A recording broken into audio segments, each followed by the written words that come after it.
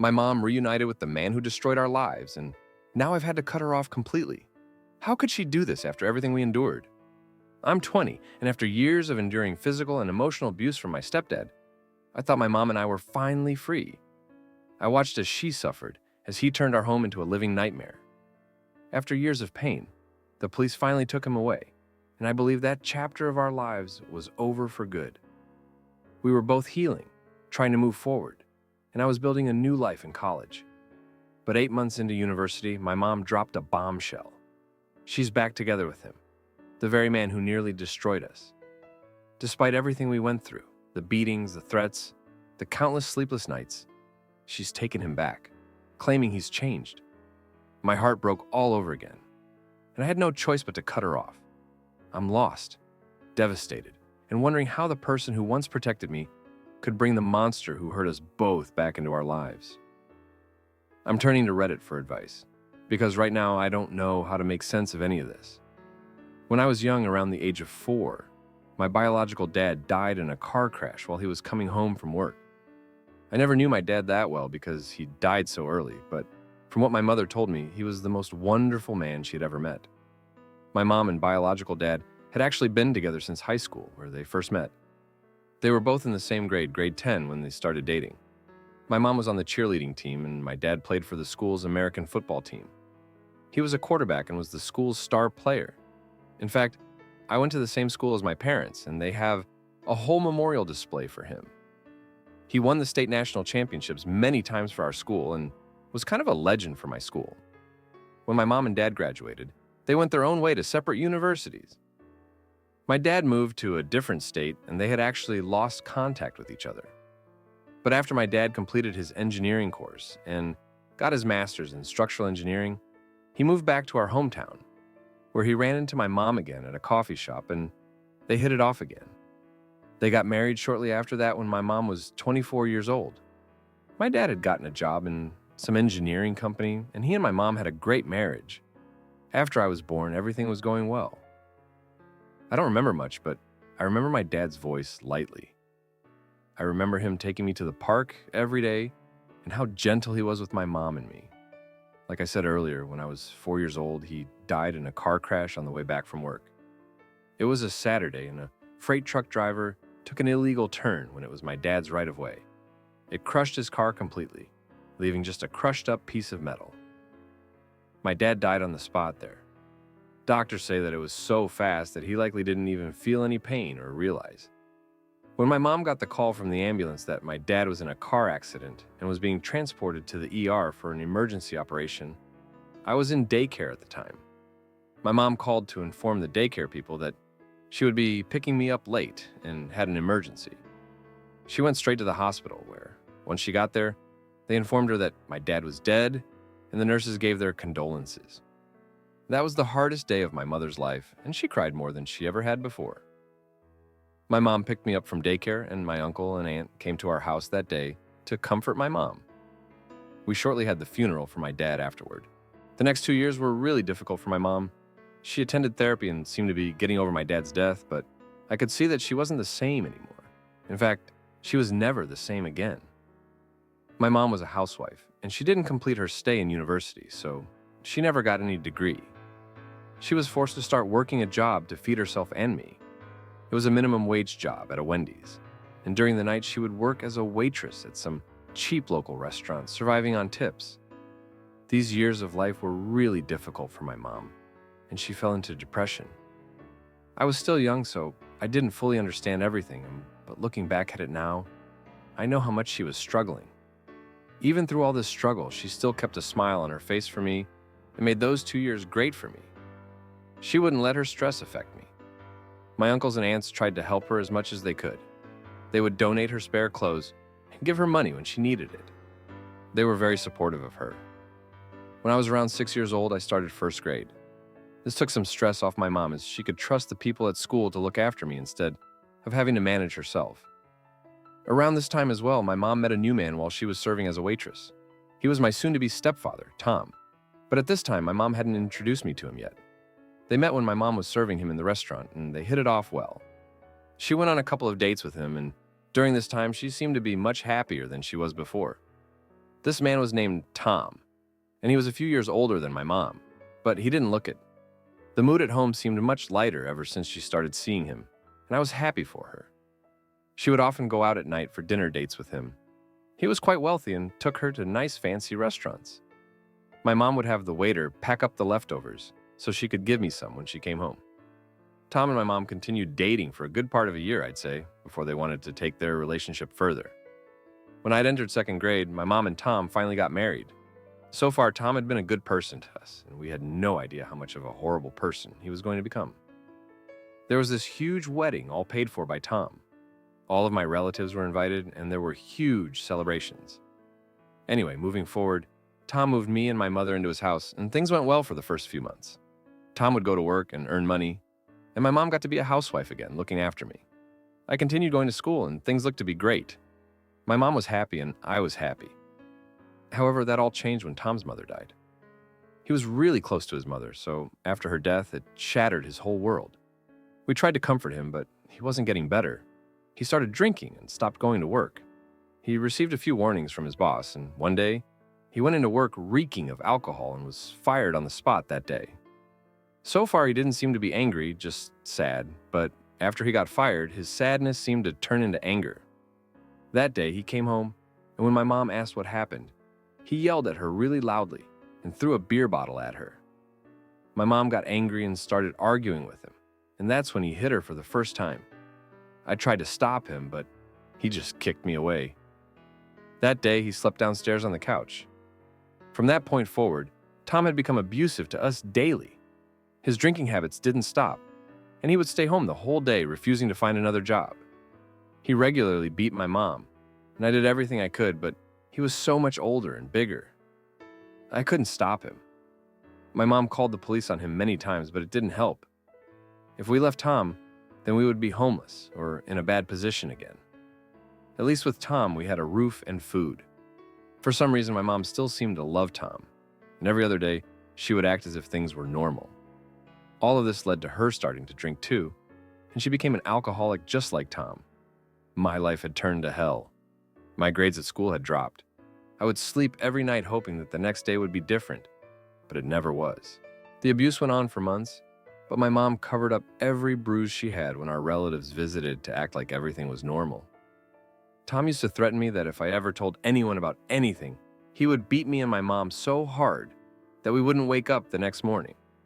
This kept me in his line because I knew that even if I went to someone for help, it would take at least a day or two for someone to help, and Tom would have my mother dead by then. After a year of this stuff happening, nothing seemed to change. Tom had broken my mom's arm at this point, and when she went to the hospital, Tom told them that she just had a jogging accident. My mom seemed suicidal by now, and I was afraid of what was to come in the future. One day, I was at a school swimming field trip, and when we had to get changed, I was refusing to take off my shirt because I didn't want anyone to see the bruises. When I finally did it, the teachers noticed my bruises and realized I was getting abused at home. I was taken back early from that school trip and was sent to the principal's office. There, the principal asked me to tell him everything that was happening at home. I told him everything, and that day, the police went to my house and arrested my stepfather. My mother was also taken in for questioning that day, and I was given to Child Protective Services to be put in a foster home while they rehabilitated my mom and Tom. I was sent to a nice foster family, and they treated me well. I started going to school again, and overall, my life was just better and happier. I stayed with a foster family for 3 years. I was allowed to visit my mom at the rehabilitation center, and my mom was fully rehabilitated when I was around 1 year into living with the foster family. The Child Protective Services did not allow me to go and live with my mom again, however. They needed to see that she was fully integrated into society and was doing well on her own before they could let me back with her. My mom got a job as a waitress again, but this time at a fancier restaurant, so she was earning more in tips and able to get by on just one job. However, my stepdad was still in rehabilitation and didn't seem to be getting out anytime soon. Tom filed all the offenses at the rehabilitation center and was on his final warning before they sent him to jail for some time. Anyway, fast forward 2 years, my mom had done well and shown child services that she was capable of catering for me. They finally let me move back in with my mom. I really had grown close to my foster family, and saying goodbye to them was difficult, but honestly, I never really felt that attached to them. So it wasn't as tough as I thought it was going to be. Moving back in with my mom was good, and we were finally free of Tom. So life started improving. I continued with my school and finally graduated high school. I did well enough to get admission into the university I was dreaming of all throughout high school, Cornell University. Cornell University was in a different state to where I was living, so I had to say goodbye to my mom and move countries. It was hard leaving her, but we promised each other to call every day and that I would visit every holiday I got. More than I was sad about leaving, I was worried about my mom because I didn't want her to feel alone.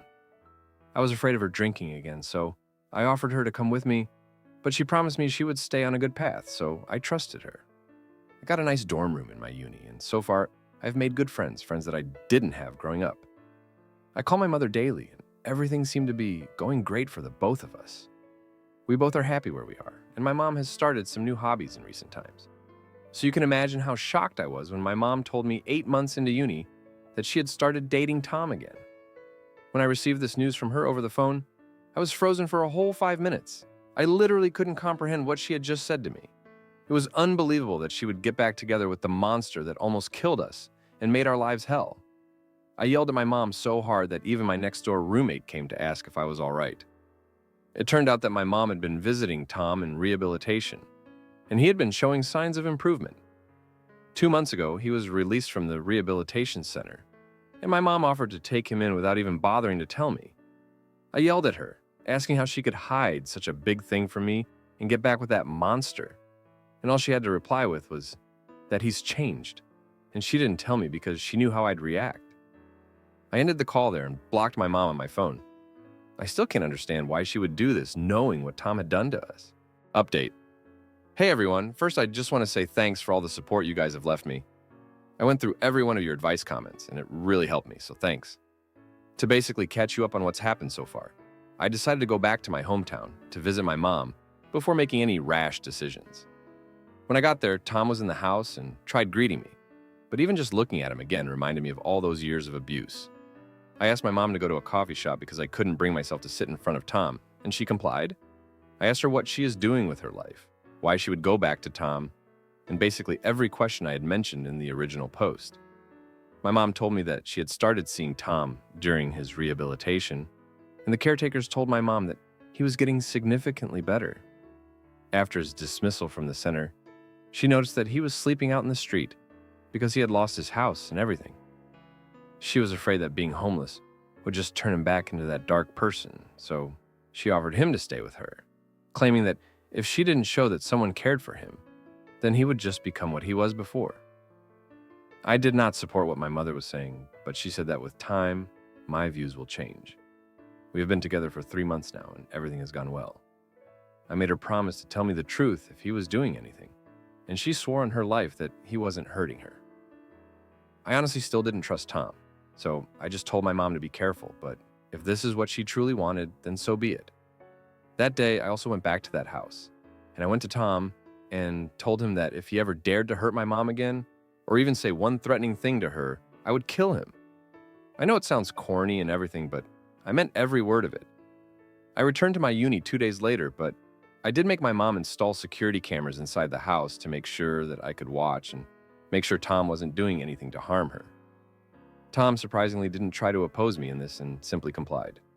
So it makes me think that maybe he has changed. I mean, when my mom first met him, he was an amazing man, so there could be a slight chance that rehabilitation and therapy have gotten him back into a clear mindset. Anyways, this was all about 3 weeks ago, and things have been going all right since. I was regularly checking the cameras, and it seems that Tom and my mom are getting along fine. However, 1 week ago, my mom told me in a phone call that she was going to remarry Tom. I forgot to mention this in the last post, but when my mom had gotten out of rehabilitation, she had filed for divorce from Tom, and it was approved. She received half of his properties and his assets, as per our state law and all. When my mom told me that she was going to remarry Tom, I first started feeling that same feeling I felt earlier when she told me she had been seeing him. I got pretty angry on the phone and told her that she was moving too fast with all this. She had only started seeing him again, and now she's already remarrying. My mom was arguing back, trying to say that I was in the wrong for not accepting that Tom had changed. I know it seems harsh, but I told my mom that if she really thinks I'm being irrational, then she can do whatever the hell she wants to do, but I don't want to be part of it anymore. I cut off my mom that day, and I don't think I'll be letting her back in my life anytime soon. If she wants to remarry Tom, then it's her choice, but I want no part of it. Even thinking that Tom would be my stepfather again makes me puke. She can go ahead and make these decisions for herself, but if she thinks that I'm going to agree with them or support her in this, then she's wrong. I don't know if I'll be giving further updates to this post because I don't think there's anything else that can happen, but once again, thanks to all for your kind words. Thank you for watching. If you enjoyed our stories and would like to hear more, please consider subscribing to our channel. Your support helps us continue bringing you captivating tales and new content every week. Don't forget to hit the notification bell so you never miss an update. We appreciate every one of you for being a part of our storytelling journey.